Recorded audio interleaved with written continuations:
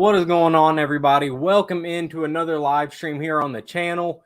Football season is coming up, and it's coming up quick. Kentucky kicks off in just over 2 weeks from now. So I thought we would get on here, have a good live stream before the season kicks off, and have a bunch of fun. I personally am going to be gone for about 2 weeks, so I'm not going to have another video out before the football season starts. So I thought this would be a good rallying point and get all of that talk out of the way before kickoff against Ball State on September 2nd, I believe. Hey, Joseph, how are you? It's good to see you, man. Glad you can make this one. But like I said, this is going to be a football-heavy podcast. This isn't going to be a super long podcast live stream like we've done in the past. Typically, they go hour and a half. This one, we're going to try to keep a little shorter, around 30 minutes. Get in, get out, get all the information we need out there, and call it a night. So the reason I'm going to be gone is I'm getting married in this Saturday, actually. So, got to do a lot with that. That's part of the reason why this one's not going to go long. I got to put the finishing touches on the wedding. So I look forward to it. It should be a good time. If you can read down at the bottom, we are still close to 1,000 subscribers. We've been inching in closer and closer the past few weeks. We're at 894 subscribers right now. If you're not already, go ahead and subscribe. Make sure you hit the notification bell and all of that fun stuff. I would love to hit 1,000 subscribers before the season kicks off. But anytime during the season, I would be thrilled as well. Of course, with football starting up, the videos are going to come out more regularly, and the content is just going to ramp up in general. And then, of course, that leads directly into basketball season where we keep it rolling. Couple of housekeeping things before we get started. Number one, the channel memberships are up right now. They have been for about a week or two now. If you haven't already, go ahead and check those out. They're really cool. It's a really awesome way for me to be in touch with you very directly. And then, you get a lot of cool perks. I get to interact with you guys a lot more through those memberships, and it's really cool. I'll talk about those more here in just a second. We got some comments, so we'll go ahead and talk to them. Speaking of members, Brett here is a member. If you see, one of the perks of being a member is, number one, you get priority response to any comments such as this, and you get a loyalty badge next to your name like Brett has in the chat, letting me and everybody else know you're a member. So thank you for the congratulations, Brett. I appreciate it. If you're subscribed to the caveman level, what are you doing with your life? Thank you. Yep, you're right. I agree. If you're not subscribed to the caveman level, you should be, and I'll go over what that is here in just a second. Joseph, thank you for the congratulations. I appreciate it. That means a lot. And you say you had met Antonio Reeves last week. That's really cool. Let me know in the chat section there if he gave you any inside info. Let's share it with the class. If he gave you any sort of behind-the-scenes stuff, what's going on in practice, let us know. Anyway, about the memberships. Again, this is something I'm excited about. I think it's something that's going to help grow the channel and grow the community, allow a lot more one-on-one interaction, questions, topics, discussions, stuff like that. So, like I said, there's 3 levels. The entry level is the casual fan. That is $2.99 a month. For that, you get a members-only chat room. It's a Discord channel. All you have to do is link your Discord to your YouTube account, and you will automatically be put in that chat room with everybody else that's a member. And you'll get the loyalty badges like I talked about, like Brett has in the comments section. And you will get priority response on any comment, on any video, any community post, anything I post that you comment on, you get priority in that. And that's all for, only $2.99 a month. Oh, Lord, I'm having a hard time talking tonight, guys. The next level up, if you want to go a little farther, is the diehard fan. This is a $9.99 a month tier. You get everything I just said about the first tier. You get all of that plus member-only videos that only you'll have access to. You'll get early access to any public video I post as well. You'll get a free sticker, which I meant to have one in here to show you guys. It's on the back of my computer right now, or else I'd show you that one. I meant to have one, but basically, if you look at my logo, it's that. It's a 2-inch round sticker. I'll send that directly to you for free, and you'll get an in-video shout-out like Brett just got being in the chat here. So you'll get regular shout-outs on videos, maybe a roll at the end of the videos with your names on them. Whatever sort of shout-out, you'll consistently get those, along with everything else I've mentioned and the tier ahead of it. And then, like Brett said, if you're not part of the Absolute Caveman tier, what are you doing? That tier is the most expensive, but it also comes with the most perks. You get all of the perks of the first two, and you get members only podcasts where there may be some stuff I can't say on YouTube, or it's kind of behind the scenes stuff. I might be able to say it on that, along with just general discussions, Q&A sessions. So you guys will directly give me feedback on what you want to see on the channel, what you think could be changed about the channel, topics, what you hate, what you love, all that sort of, stuff that has direct influence here on the channel. You guys will have the number one say so in that. You'll have exclusive interviews as the channel grows and the membership grows. Then I'm going to start reaching out to people around UK, players, coaches, just media personalities, have them on the channel, have interview podcast type things that only this level will have access to. The other two levels will not, and of course the general public will not, just these two. And the best part is you'll get a free t-shirt. I'm sure you guys have seen my t-shirt here on the channel that says Wildcat Cave with Kentucky and the cat on it. You'll get one of those. I will ship it directly to you, free of charge, nothing to you. You'll just let me know your size, and it'll be shipped directly to you. For the people that are in the Absolute Caveman tier, your shirt is coming. I'm having a hard time finding a place here in town that will print just a few shirts and not make you buy 37 of them. But just know that it's coming, and I'm working on that. Now, if you don't want to pay that monthly fee, I understand everybody has a budget. No hard feelings whatsoever. There will be, the normal content will still be on the channel. These are just extra perks that you can get. Also, if you don't necessarily think you can or want to sign up for a membership there, but you still want to help the channel, there are super chats, super thanks, and super stickers available on this live stream. If you click somewhere around here, it should say super thanks or super chat. Basically, you can donate. I believe it might be preset dollar amounts, but it could be any dollar amount. I'm not 100% sure. It will pop up in the chat.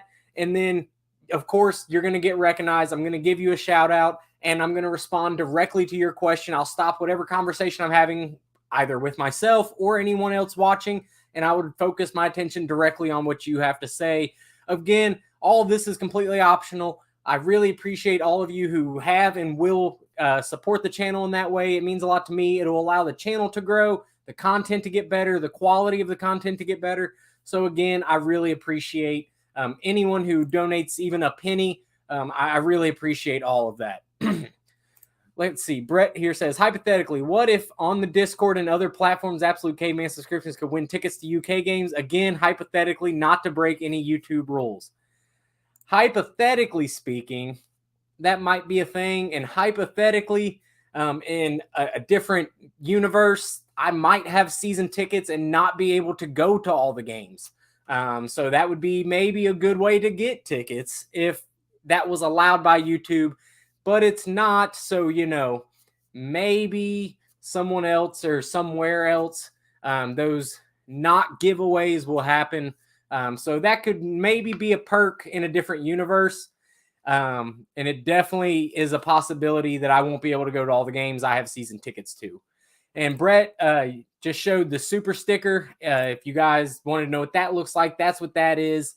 So, those are appreciated, of course. Again, if you're not subscribed, subscribe. If you're not a member and you want to be, please go ahead and do that. If you don't want to do any of that, but you still want to support the channel, go ahead and drop one of the super thanks or super stickers. All of that is really appreciated, and it means a lot to me. Joseph says, I asked him, let's hope you win us a title, he said. And he said, I'll try to win it for you, buddy. Hey, that's good. If Antonio Reeves says it, I'm taking it to the bank. So, Joseph, that's good behind the scenes info. Thank you for that. And he also says, you are ready for football season. So am I. So let's go ahead and talk about some football. Obviously, Mark Stoops is ready to go for another season. We have Liam Cohen back. Brad White is, of course, back running the defense. We have a bunch of returners and a bunch of transfers that are looking to make an impact immediately. Starting up front with the O-line, I think we have no choice but to get better. Being the worst O-line in a Power 5 conference is just not acceptable, especially not acceptable in the SEC, and doubly not as acceptable when you have what should have been a top 5 quarterback behind the O-line just getting killed every play. So I think that's going to be improved a lot. We got Marcus Cox in from Northern Illinois. All signs point to him being really, really good.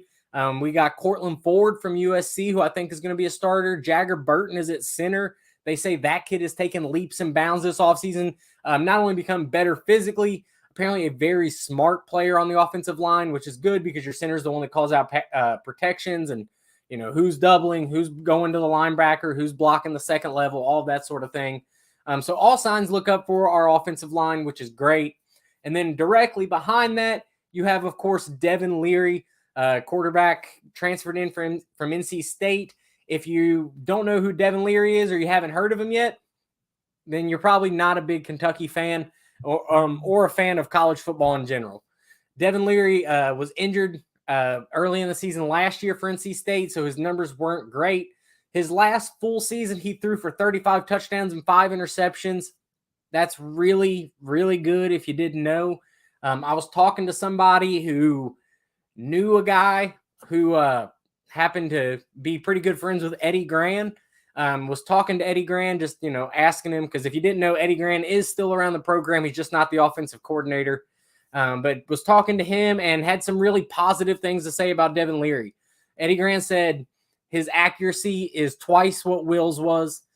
His arm strength is not far behind, and he fully expects Devin Leary to have a much better season at Kentucky than Will did, especially last year. Maybe even better than Will's first year when he lit the world on fire. But Devin Leary, by all accounts, is the real deal as long as we keep him healthy. If we can keep Devin Leary healthy, I think we're going to be in good shape. He's a kid that has that 5 to 25 yard accuracy that is, key in college ball. It's great to have a big arm in college like Will did. It was fun to see him throw the bombs down the field. But in college, having that accuracy in those mid-range throws is what really sets you apart. Along with him, I think Cohen made the system fit for Will. I think Leary fits Cohen's system, if that makes sense. It's kind of two sides of the same coin. I think both Will obviously had great success. I think Devin Leary can have just as much. He might not be the NFL prospect that Will is, but as far as college quarterbacks go, I think it's almost not fair. Will was a bench warmer at Penn State that nobody knew and came to Kentucky, and Liam Cohen turned him into a prospect. Devin Leary is coming in, battle tested and already knows what it's like to start at high levels. He plays a lot of games. He has played a lot of games. He's won a lot of games. He's thrown a lot of touchdowns. Now, granted, not in the SEC, but, the ACC's, it's D1 football, at least. At least he saw the field and had success. Brett says, do you think the O-line can hold up against the strength of Georgia, Tennessee, Bama bring? Tennessee, yes. I don't think they're quite as good. We'll talk about Tennessee here in a minute. Overall, I don't think the team is as good. And I definitely don't think they have the pass rush some of the other teams have. They might not have the pass rush Kentucky has with Deion Walker and the other guy they got, Keyshawn Silver.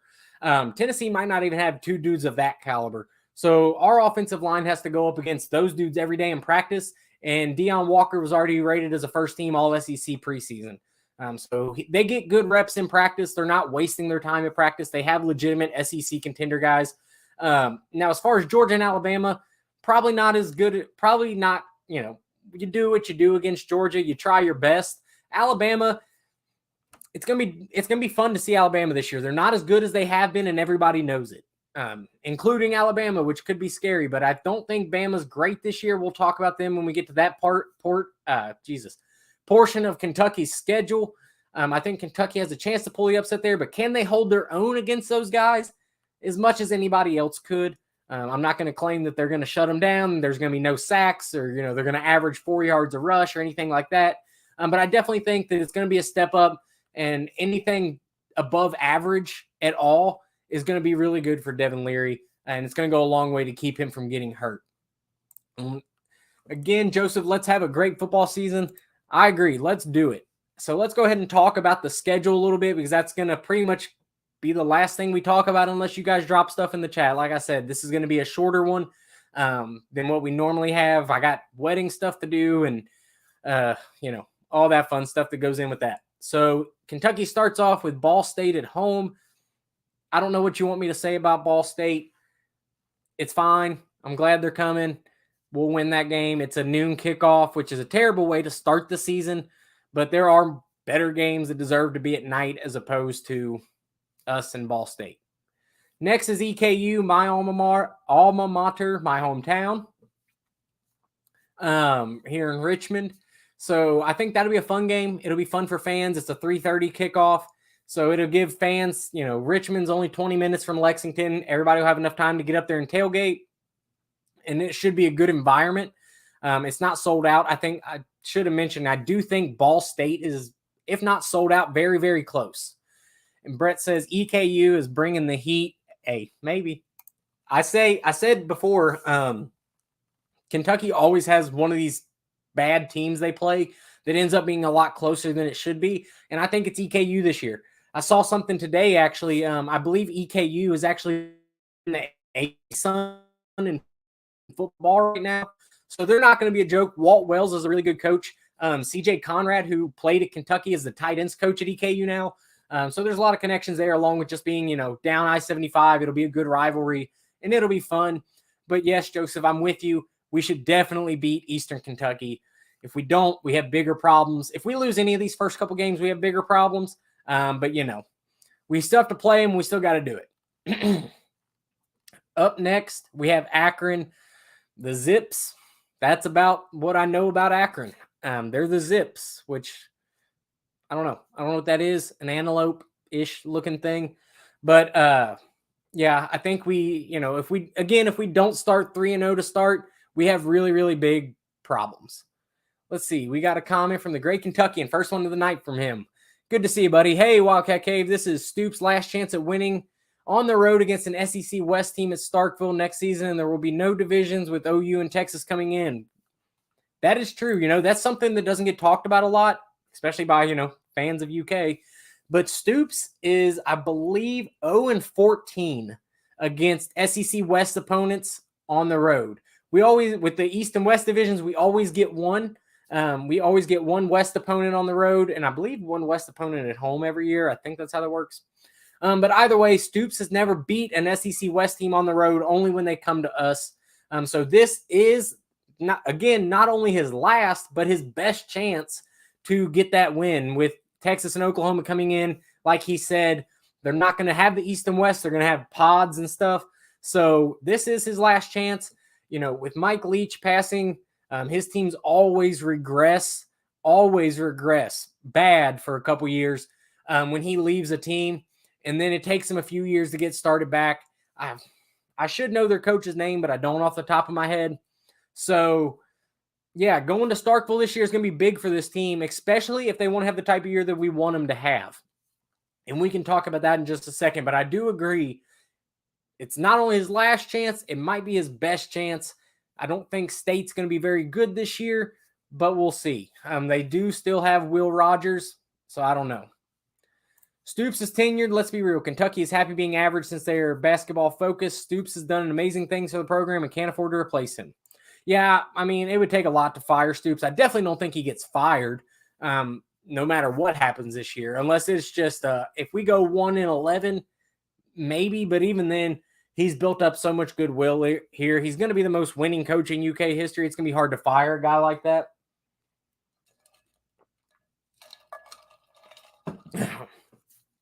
But yeah, we can talk about that in just a second. So we open the season, Ball State, EKU, Akron. I think we should, or we better, go 3-0 in all of those games. Akron is a 7:30 kickoff, by the way.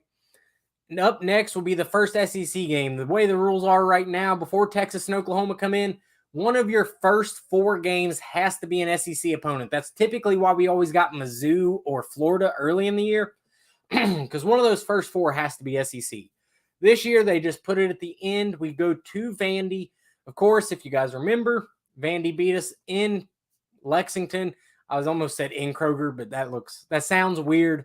Whatever. So we go to Vandy to take on Vandy. We got their best player in Ray Davis, somebody we didn't talk about yet. We got their best player, their running back, who ran for 100 and something yards against us and basically single-handedly beat us last year. in what could have been the worst loss in Stoops' career here at UK.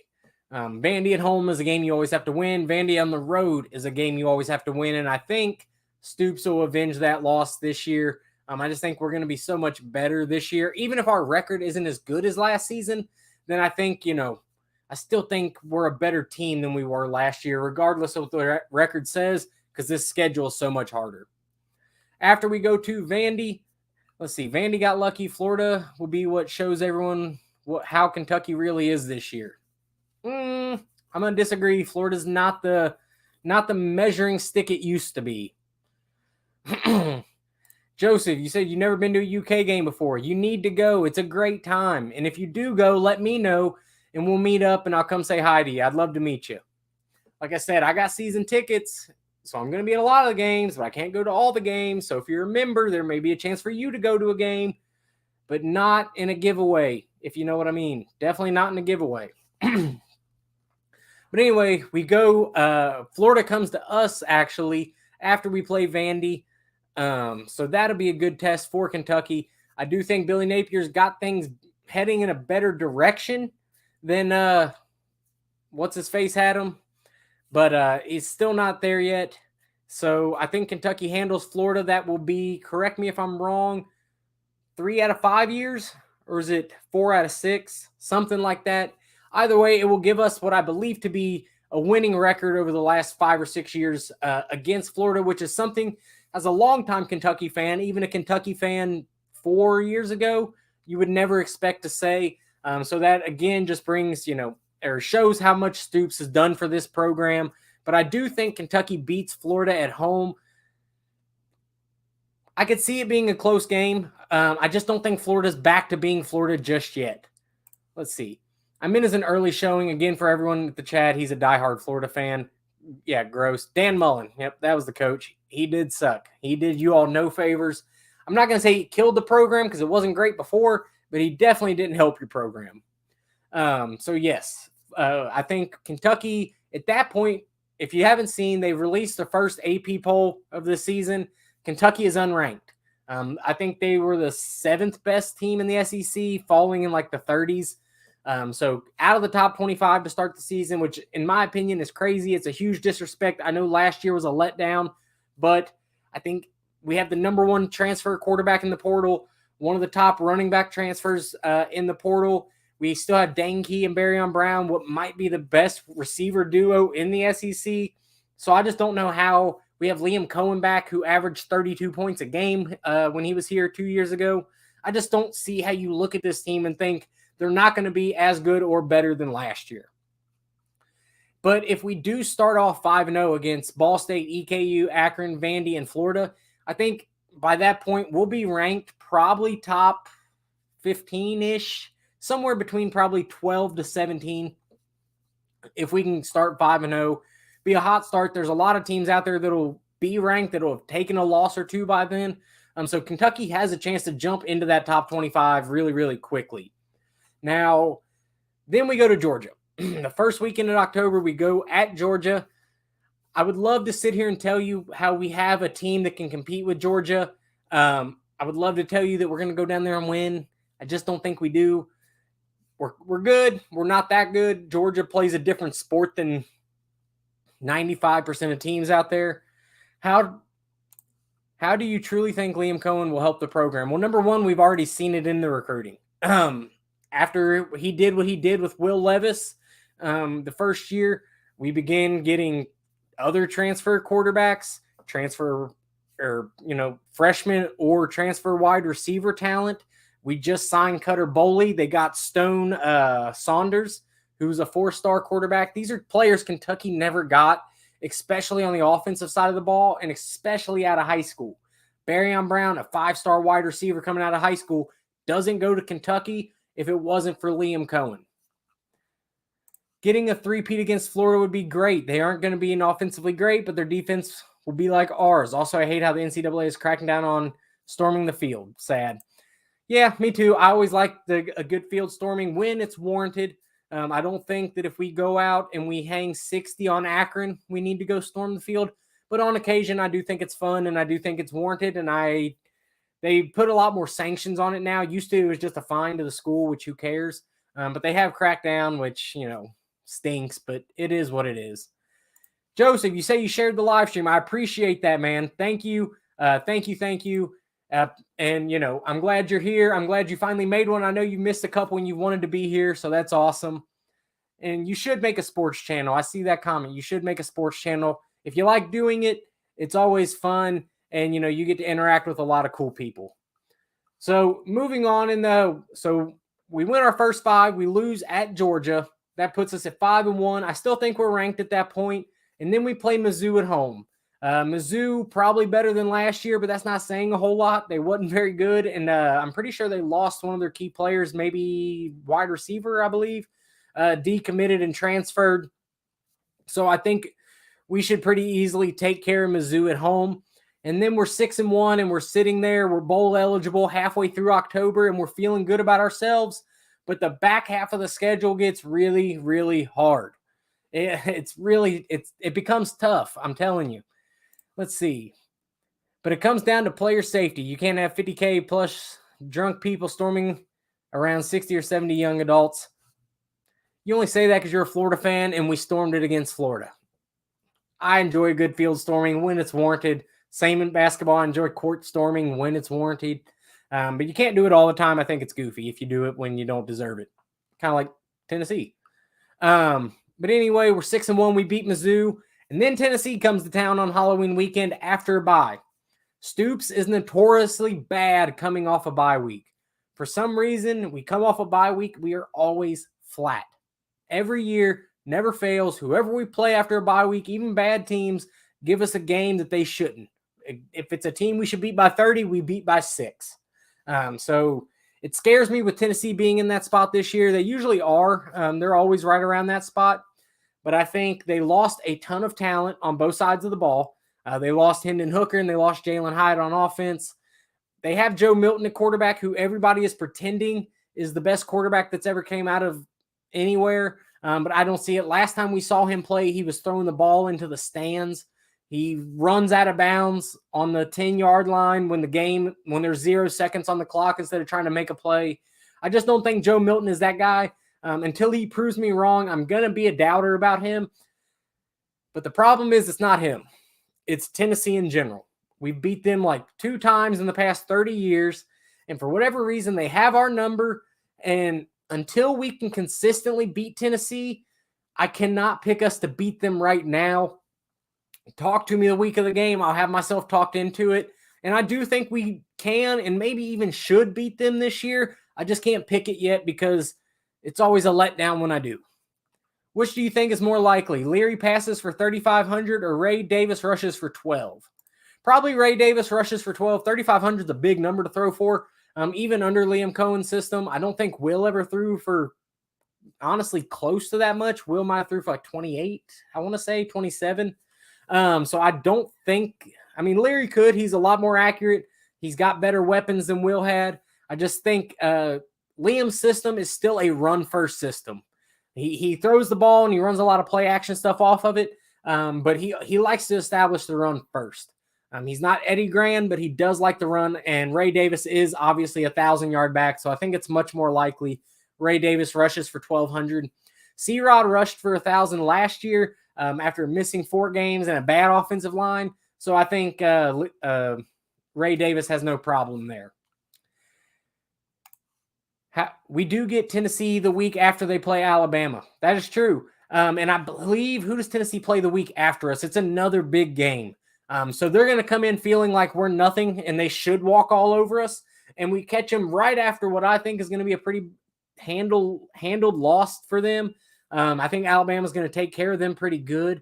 So they're going to be either A, looking over us to get to the next game, which I want to say is LSU, but I'm not sure. So they're either going to be looking past us to get to that game, which gives us a good chance, or they're going to be extremely dialed in after losing to Alabama, one of their big rivals, and they wouldn't want to lose 2 rivals back to back. So it could go either way there. Again, I think if there was a year for us to get Tennessee at home in the past few, it was Will's first year and it's this year. We wasn't very good last year and Tennessee was. And then this year, I think Tennessee takes a huge step. down and we're taking a huge step up. So I think I'm going to pick Tennessee right now, and it's going to put Kentucky at 6-2 on my opinion, but we'll see. Let's see. Milton is similar to Richardson, just not as athletically gifted. I want the secondary to look like the 2018. I actually think our secondary is going to be really good. You got Alex Safari, you got the couple transfer guys that are all signs point to them being really good. So I actually think our secondary is going to be pretty good. I think our linebacker core is going to be pretty good. It all comes down to how much pressure can we get on the quarterback. And outside of having great players, Kentucky's always struggled with that, except for Josh Allen. But we do have legit pass rushers this year with Deion Walker, Keyshawn Silver, and there's a couple other names that's been thrown out there I can't come up with off the top of my head. But I do think overall our defense has a chance to be one of Brad White's best, but we have to wait and see how that pans out. So I do think we're 6-2 with Tennessee. I think Tennessee's winnable. I would love to pick it. I just can't yet. Sorry, I got to get another drink, guys. Oh, Tennessee plays Connecticut after us. So I doubt they're going to be looking past us to get to UConn. So it should be a dogfight. And again, if we're going to beat them, now's the time and this is the year. I just can't pick it yet. So then you have Mississippi State at home. Our running back group is stacked. 3 of the players will be leaving for the NFL after the season ends. So I wouldn't be surprised if we don't have one, or you have more than one get over 1,000 yards. That's a lot of yards. I don't think we have 2,000-yard rushers, but I definitely think we get one because I think a lot of the other guys, the nice thing, from what I've heard, it's going to be running back by committee this year. Ramon Jefferson is coming back. If you guys remember, he was supposed to be really good last year and got hurt the first play of the season. So I think he's going to be really good. Then you still have guys like Juton McClain and a lot of guys that do a lot of different things. Ray Davis is going to be your power, your main back, much like C-Rod. But you're going to have other guys like Ramon Jefferson and Juton that can catch stuff out of the backfield and is a lot more versatile than maybe Ray Davis is, even though Ray is going to be your workhorse. Now we have Mississippi State and South Carolina. They are back to back. It's at Mississippi State and at South Carolina. Oh, I'm getting all twisted. At Mississippi State, and then we play Bama at home, then go to South Carolina. So both Mississippi State and South Carolina are on the road. As we talked about earlier, Mississippi State will be Stoops' best and last chance to get the road SEC West win. I think it can happen. Starkville's a hard place to play. I would say it's a toss-up. It always is with them. They're always a tough team. They still have Will Rogers, who is one of the best quarterbacks in the SEC.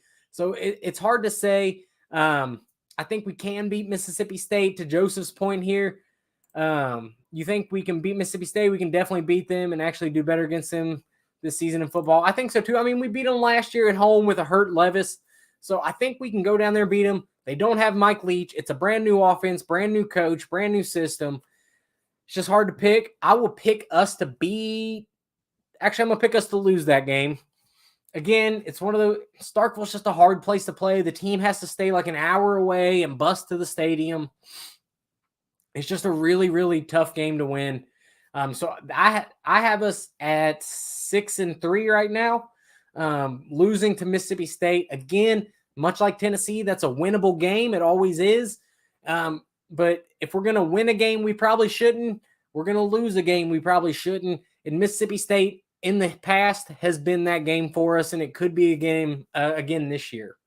Then we get Alabama at home. Now to the big 3 games of the season of Alabama, Georgia, and Tennessee. If we're going to steal one, it's either going to be Tennessee or Alabama. Alabama's taken a big step back this year. They don't have Bryce Young, their quarterback. I still don't know they figured that out yet. Saban's always going to have a good defense, but there's a lot of unknowns with Alabama going into it this year. They come to us in mid-November. It's going to be cold. Bama doesn't play in the cold. We're the farthest north SEC team. There's a lot of stuff going in Kentucky's favor here. By that point, if we're all still healthy, we should be pretty good, have a good record. We're going to be ranked. It'll be a big game, possibly a game day type game. Game day doesn't come to Kentucky very much. They love to follow Alabama. So it could be a really big environment if both teams are decent. I still think Alabama takes a big step back from what they've been, but we'll see. I'm not picking Kentucky to win this game. I refuse to as much as I want it. I think there's about a 15% chance we beat Georgia. There's probably a 40% chance we beat Tennessee. And I'm going to put Alabama at about 25. I'm obviously not as hard as Georgia, not as easy as Tennessee, but definitely gettable. If we play them 4 times, mid-November, it's cold. They're not used to it. They come to us. We're playing well. I think we get them 1 out of 4. So not picking a win. I have us at, what is that? 6-4. So not a great record at this point. Probably still ranked low 20s. But I think there's a chance we steal that one and the Tennessee game, or at least one of the two. Let's see. What do we got? Love the black UK football t-shirt. Where did you get it? I don't know. Christmas. That's where I got it. It is a Christmas present. I have no clue where it came from, but I appreciate the compliment. Speaking of t-shirts, again, check out the memberships. I'll mention it again at the end of the live stream here. Check out the memberships. You can get a free t-shirt, a free Wildcat Cave shirt. I'm sure you guys will see me wear it. I'll send it directly to you if you join the highest tier. But if not, check out the other tiers. Find one that fits your budget with the perks that you like, and join now. As well as, if you're not already, make sure you subscribe. Joseph also says he likes the shirt. Thank you very much. And then his next comment is, we better beat the Louisville Cardinals. We're getting there, Joseph.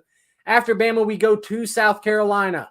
Again, Shane Beamer's, they turned it on last year out of nowhere. They have Spencer Rattler back. Going to be a good team. Always a hard place to play when they play Sandstorm, and you'll hear me talk bad about that the closer we get to that game. I just think, again, South Carolina's a team that beat us last year that shouldn't have. Stoops, I don't think, likes Shane Beamer very much, and the team's going to be up for it. And it's right before South Carolina plays Clemson. So it'll be a big game for them to look past, to try to look forward to Clemson. But I think we get South Carolina. We're 9-4, 7-4, and we're heading into Louisville. Louisville under Jeff Brom, they're getting chesty again. They think they're going to be back again, and they think they're going to beat us again, even though they haven't came within 14 points of us in the past 4 seasons. So I do think we beat Louisville. Right now, my prediction is 8-4. That's what I'm taking Kentucky to be this year. That is my official prediction. If you're a betting person, sports gambling's coming to Kentucky. The line is set at 6.5. The second that opens, I would hammer the over, because I think even if we drop, say, South Carolina, we still put, still 7 wins. We're still hitting the overall, making money here. That's another thing we'll talk about in the membership part of it. Some sports betting stuff, some specialized videos for member-only stuff. But overall, 8-4, I think, is a pretty safe bet. I think that's what kind of most of the national people are picking is 7-5, 8-4. I think 7-5 is ridiculous. If we go 7-5 again, it's a failure by all accounts, in my opinion. 8-4 is good. It's respectable. Again, I think we can have a lesser record than we've had in the past with still being a better team. We have a much harder schedule. And then if we pull off, Mississippi State or Tennessee or maybe even Bama, then we're looking at 9-3. It's a really good season where we've talked ourselves into an outside chance at a New Year's Six Bowl. Or things go really, really well. We lose to Georgia, and then either Tennessee or Alabama, we're 10-2. You can make an argument the best season in UK football history. Long shot there. I think 8-4, 9-3 is your safe bets. 9-3 if you're optimistic. I'm taking 8-4 personally. Let's see. I hate playing in Columbia because the dang Gamecock cry on 3rd and 4th down play. Yeah, the or whatever they do, and then they play Sandstorm, and I agree, it's annoying. If you go past the Nutter Fieldhouse that week, that's all you'll hear coming out of that stadium is that song and the rooster and everything else. Joseph said he's going to start another YouTube channel, do sports, football, and basketball, and will definitely subscribe to you on that channel. Thank you, Joseph. I appreciate you. I believe I'm actually subscribed to you right now. All of you that are not subscribed to Joseph, he does good stuff over on his channel. Subscribe to him as well. 8-4 should be the floor. 11-1 should be the ceiling. I think that's a low or a high floor and a high ceiling. I hope so. I hope you're right. 100%. I think 7-5, in my opinion, is our floor. 8-4 is a safe bet. I think 10-2 is our peak for right now. I think we're definitely not beating Georgia. And even if you pull off the other one, whether it be Tennessee or Alabama, Stoops has proven he always loses one he shouldn't. And until he changes my opinion on that, I just can't get quite that optimistic. But If we're 11-1, we're talking playoffs and a chance at the SEC championship. So I'm with you. If it happens, I'll be the biggest cheerleader there is. 7-5, and we lose to Mizzou and South Carolina. That's a tough take. I don't agree with that. We can't lose to Mizzou. They're not good. Their coach is a nerd. Brett, thank you for the super sticker. I appreciate that. Once again, guys, in the chat here, I guess it's that way for you guys in the chat. If you're not a member, you haven't became a member yet, but you still want to donate, super chat, super thanks, all of that good stuff. All of that is available. And while I'm talking about it, we'll go over the membership tiers again here at the end because we are about to wrap it up. But if you're not already subscribed, do that now. If you're not already a member, become one. There's 3 tiers. The first one down here you can see is the casual fan, members only chat room, loyalty badges like Brett has in the chat, priority response. Anytime you comment on anything, live chat, video, whatever, your comment will be responded to first and promptly. That is $2.99 a month. Get you into that, get you into the chat room, the chance to not win tickets to games. If you want to go a little bit farther, there's the Die Hard fan. That's $10 a month, $9.99 a month. You get member-only videos, early access to videos, a free sticker that I send to you, and in-video shout-outs, much like Brett has gotten many this live stream, or the most expensive one, but with the most perks. You get the previous 2 tiers, as well as member-only podcast, Q&As, exclusive interviews with players, coaches, media personalities, whoever I can get on the channel, I'll interview. And I send you a free Wildcat Cave t-shirt. No cost to you. All you got to do is become a member at this tier, and I'll send you a free t-shirt.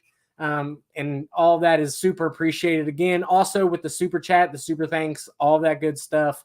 All of it is appreciated. All of it goes to help the channel, grow the channel, make better content, more content, better quality, all of that fun stuff. So all of it is appreciated from you guys. If you can only do it once, or you can only do a super chat, or you can only do the lowest tier level, all of it is appreciated. You get perks with all of it. So be sure to think about it. If you can, do it. If not, at the very least, subscribe to the channel. Brett says he can't wait to not win a chance to view a UK game through my personal TV. Like I said, I have season tickets. I can't go to every single game. So maybe the members find tickets in section 202 laying on their sidewalk. I don't know. Weird stuff happens, but there will be maybe chances for that. So make sure you subscribe, become a member if you can. I appreciate all the help and support. The channel's growing. Let's get to 1,000 subscribers as fast as we can. But with that, I've went well over the 30 minutes I said I was going to do. I do have a wedding to plan. So I will see you guys next time. Before I go, we got a new commenter here. He says, who else feels like we knock off Bama this year? I think it's possible. I think we can do it. Brett, again, thank you for this. Florida's still the best. I appreciate the super chat, but no, they're not. And you'll be at the game with me, so don't act like that. I will also be at the Bama game, Chris. Come see me. Come say hi. I'll be in section 202. You guys might have a chance to be in 202 as well, just not the Bama game, because I'm definitely going to that. I'll see you guys next time. I appreciate you guys for watching. This has probably been the most watched live stream so far, so the channel's growing. Let's get to 1,000 subscribers. I'll see you all in a few weeks. Again, I will be on my wedding and on the honeymoon for the next couple weeks. I won't get back to the week of the first game, so there probably won't be another video until the second week. But until then, I'll see you guys. I appreciate you all so much. Go Cats.